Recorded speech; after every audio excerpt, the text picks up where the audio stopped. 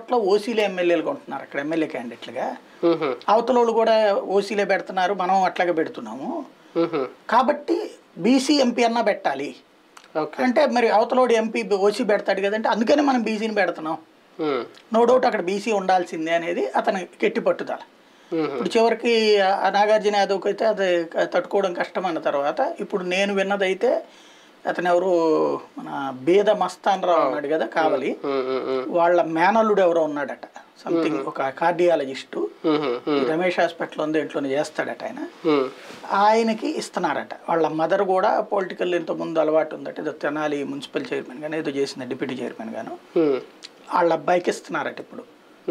అంటే యాదవ్ సామాజిక వర్గం లేకపోతే ఇట్లా లెక్కలేసుకుని ఇస్తున్నారు, బీసీ సామాజిక వర్గం నుంచి ఇవ్వడం అనమాట.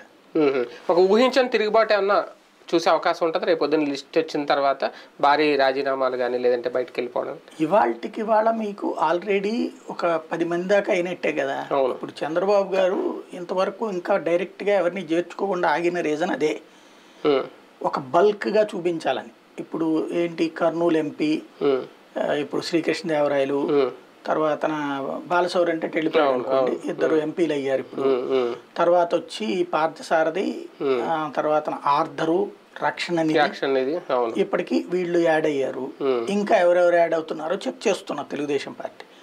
వాళ్ళందరితో పాటుగా ఇప్పుడు ఈ లిస్ట్ వచ్చిన తర్వాత ఇంకొక 5-6 దాకా అవుతారు అన్నటువంటిది లెక్కేసుకుంటున్నారు. అంటే వాళ్ళకి ప్లేస్మెంట్ ఇచ్చే తీసుకుంటారా ఒకవేళ తీసుకుంటే? మేబీ ఎస్సీ సెగ్మెంట్లో